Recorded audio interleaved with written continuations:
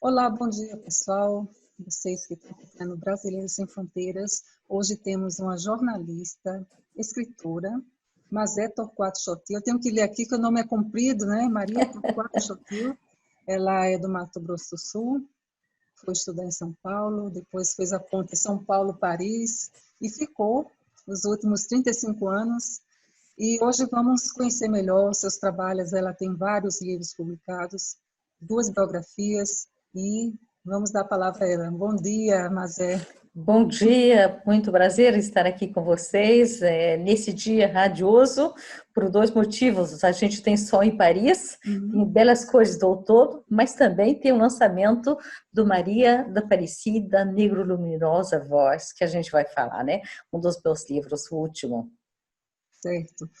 Você, como é que você começou a sua carreira? Eu vou falar do seu livro, mas eu gostaria de saber um pouquinho sobre você, revelar um pouquinho sobre uma brasileira que estudou jornalismo, que escreveu. Quem é você? Olha, eu sou então, como você disse, do Mato Grosso do Sul, sou mato-grossense, né? Nasci na época em que era estado do Mato Grosso, Uhum. depois os estados se dividiram. Meus pais cearenses foram para lá durante a colonização dos anos 50 e eu nasci lá dentro da floresta, eu gosto de dizer, porque realmente era isso, ele estava derrubando o mato, terrível, né? Mas era o processo de colonização que deu no sul do Mato Grosso do Sul. Dessa experiência, eu escrevi duas histórias infantis, Lembranças do Sítio e Lembranças da Vila. Em seguida, nessa experiência também do Mato Grosso do Sul, minha aventura na colonização do Oeste, que é a vida do nordestino, nos anos 50, muitos que foram para aquela localidade porque tinha a possibilidade de ter 12 alqueires de terra para cultivar. Ai, Pois que é, legal! Eu queria ter ido pois é. também. Pois é, e eles foram, né? Porque você sabe, as terras nordestinas não eram muito largas, famílias numerosas, né? Naqueles tempos. Então, eles foram para lá e eu fui, vivi até pelos 16 anos lá no Mato Grosso do Sul. Depois não tinha universidade naquela época, agora a gente tem universidades federais, estaduais no Mato Grosso do Sul. Mas na época eu tive que ir, porque eu queria estudar e eu fui para São Paulo então fazer jornalismo. Em São Paulo eu fui morar na periferia da Grande São Paulo, Osasco, uma cidade dita Cidade do Trabalho, né, onde saiu a greve de 68, durante a ditadura. Então fui estudar, vivi uns 10 anos, minha mãe ainda mora lá e eu volto sempre para Osasco, tenho um carinho muito grande pela cidade. Então, escrevi ligado a essa história de trabalho e outras coisas, com pós-doutorado, trabalhadores exilados. Porque entre esses trabalhadores tinha o presidente do sindicato José Ibrahim, do sindicato metalúrgicos de Osasco, que fez então a resistência à ditadura em 68. Então, deu a primeira biografia que foi sobre o José Ibrahim. O que eu escrevi mais? Em francês, um livro em francês sobre trabalhadoras também, trabalhadoras de um grupo que era muito importante nos anos 70, chamado Biderman, uma experiência jornalista, escritora, né? O que eu escrevi? Escrevi também um guia em Paris brasileira, que é uma coisa diferente, né?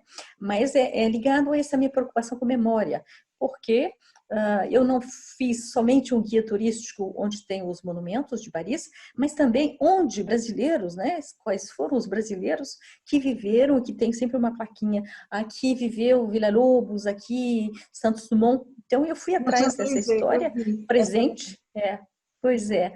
Então, o que eu escrevi mais? E nesses últimos anos, então, essas duas biografias, a Maria da Aparecida, então, a biografia da Maria da Aparecida, que foi uma brasileira que viveu mais de meio século aqui em Paris, portanto, essa ligação Paris-França, né? E memória, né? É uma com memória dos trabalhadores, porque tiveram aqui em Paris a CFDT, que é um sindicato francês, deu apoio a eles, né? Então, esse lado memória e esse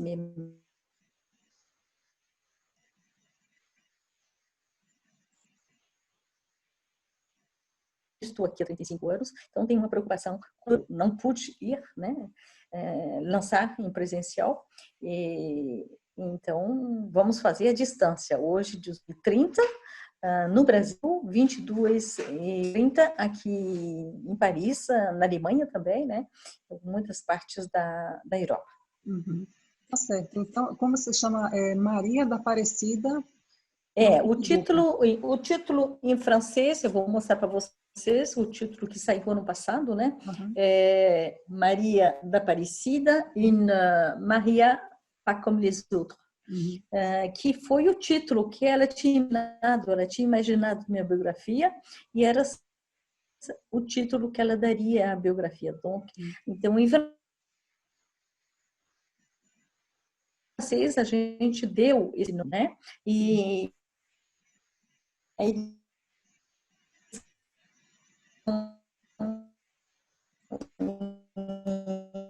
em Cortou um português, que pouco a saiu ligação. Maria da Cortou um pouco a Aparecida, ligação. Negro Luminoso. Está Cortou um pouco a cortando? ligação. Você podia repetir a última frase? Eu tinha dito que o Carlos Drummond de Andrade inspirou da sua biografia, porque ele a chamou de Negro Luminosa Voz, né? Eu até gostaria de ler uma poesia, pode ser? Sim, Um por trecho favor. da poesia que ele Vamos fazer. escreveu, né? Então, ele disse o seguinte: muito parecida, tua voz é uma voz que vem das entranhas do vento, dos coqueirais, do sigilo dos mistérios e das formações vulcânicas do amor, terrestre, telúrica, mulher. Tua voz da Aparecida é aparição fulgurante, sensitiva, dramática, e vem do fundo negro luminoso de nossos corações, e vai, e volta, e vai. Maria da Aparecida do Brasil, aparecedoramente cantaril. Bardo, né? Muito obrigada. Inspirado. Realmente foi o nome que ele deu Muito para ela inspirada. e realmente ficou muito bonito. E não só o Carlos Drummond, mas Jorge Amado. A Maria da Aparecida, ela tinha amizade com muitas pessoas, mundo ligado à artes, escritores, escultores, né? Ela foi musa, e não só brasileiros, mas franceses também. Vários nomes da literatura francesa, mas de artistas, por exemplo, ela foi a musa do Félix Zabissi, que é um pintor com quem ela viveu, ela foi modelo, ela foi amante, e onde o desejo dela era de ir se repousar ao lado dele, que está enterrado numa cidadezinha no norte da França, que se chama Douai. Uhum. Ah, que lindo! Nossa, essas histórias de amor são emocionantes. Pois a Maria da Aparecida, ela é muito emocionante, todas as suas histórias. É uma história que começa já, que ela é filha de uma empregada doméstica negra e de pai branco de uma família em São Paulo que abusou. A gente não sabe o que aconteceu, se foi uma relação desejada ou não. O fato é que a família mandou a Maria da Aparecida para o Rio de Janeiro, a Maria da Aparecida, me desculpa, a mãe da Maria da Aparecida, para tirar o problema, né? Mandou para o Rio de Janeiro. E ela foi trabalhar como cozinheira numa casa de um advogado da Casa dos Azambujas, que já tinha três filhos, né? Uhum. E adotou tipicamente a Maria da Aparecida. Então a mãe trabalhava, ela vivia lá, vivia como uma criança da família e tal. E quando a mãe morre pelos 6, 8 anos, a Maria da Aparecida continua vivendo na casa. Ela nunca foi adotada oficialmente, então é de pai desconhecido. Na biografia dela, nos Cuscus, ela inventou um pai.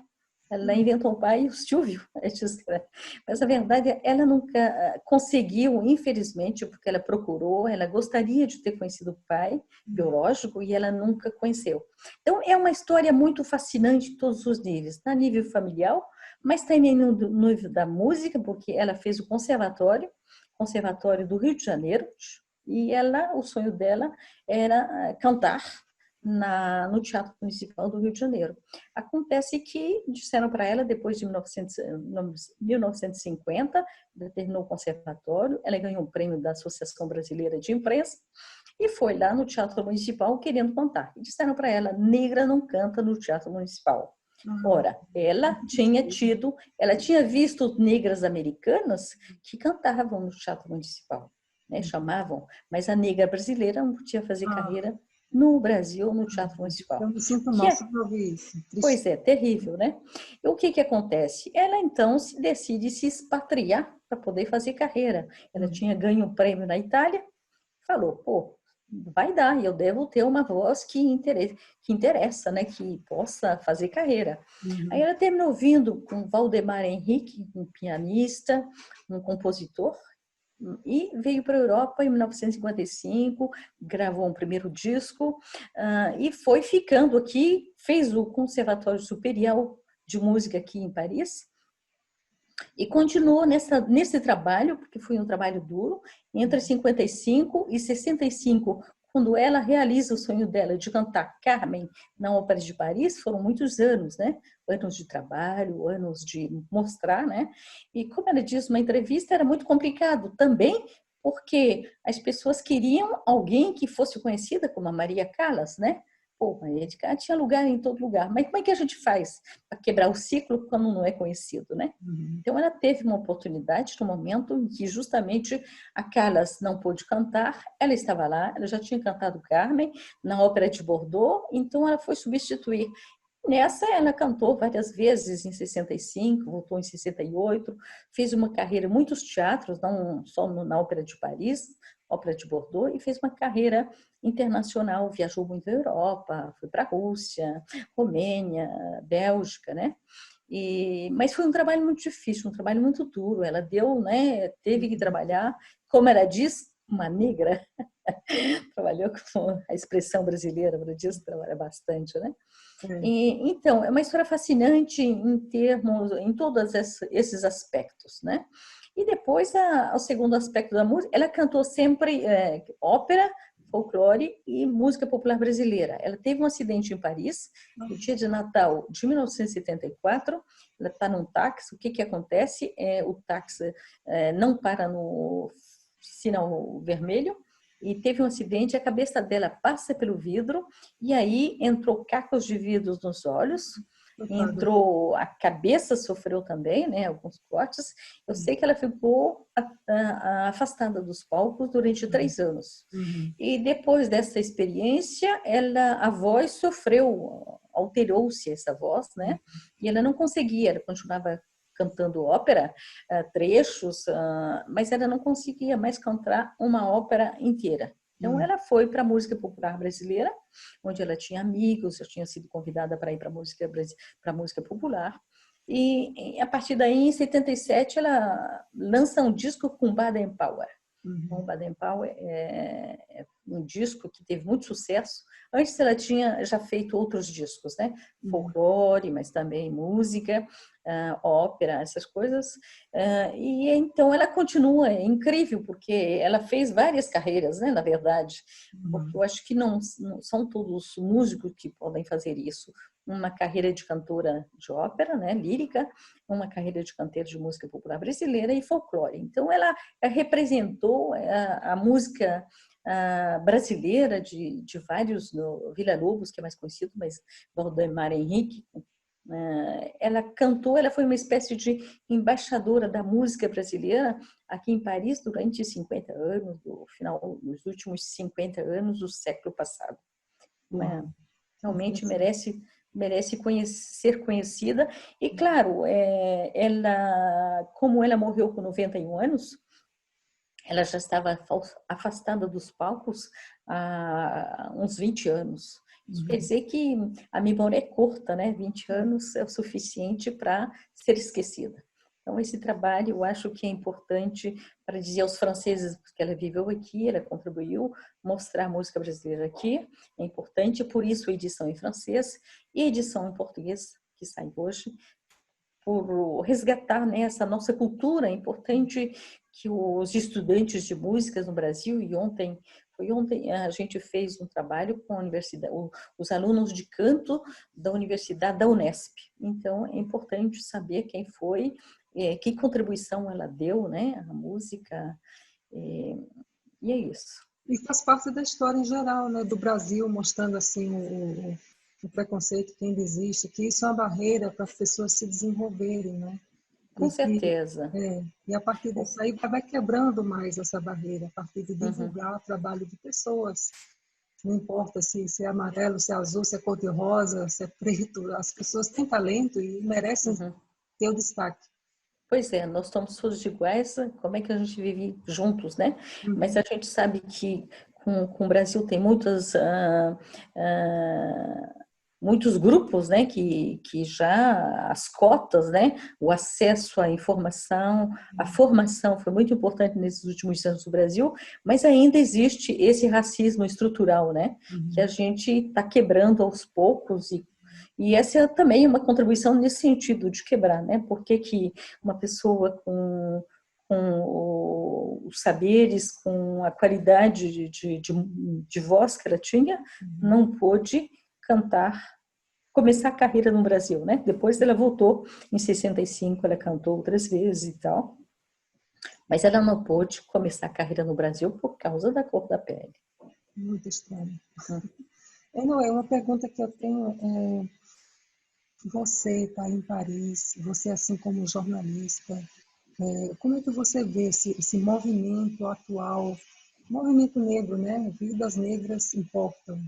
Com certeza, Mas é muito importante, a gente tem vários grupos aqui também, né, em Paris, que está disseminando na Europa toda, porque não é possível, né, não é possível que a gente, nesse mundo, a gente segregue, né, branco, amarelo, como se diz, preto, não sei das quantas. A gente precisa encontrar meios, né, de viver juntos, porque a gente viu os Estados Unidos ainda também, né, é preciso, então, cada um poder contribuir, né, se a gente pode contribuir com essas coisas, né, e acesso também, os acessos que eles estão tendo em todos os meios, né, em todas as áreas de cultura. Então, é muito importante. Aqui tem vários grupos, eu tenho, por exemplo, o ano passado, este ano foi complicado, né, em matéria de manifestação com o coronavírus, mas o ano passado, por exemplo, na Lavagem da Madalena, que é uma festa típica, tradicional aqui, vários grupos manifestaram, e eu com eles, eu tenho Mulheres na Resistência, eu não sei se dá para ver. Eu estava lá também. Você estava lá? Esqueci de lá, tá vendo? Pesquisa Roxa Familiar. Tá vendo? Esse quadro vermelho foi dessa participação. Então, eu espero que a gente possa, né, avançar nesse sentido, porque é necessário. Somos todos iguais, é preciso encontrar formas de viver juntos, né? Então, mas muito obrigada pelo seu depoimento. Sucesso hoje à noite na sua live. Pois é, vamos convidar o público teu também aí para vir, né? Na página. A Maria da Aparecida tem uma página na internet, Facebook, Maria da Aparecida Biografia, uma palavra só.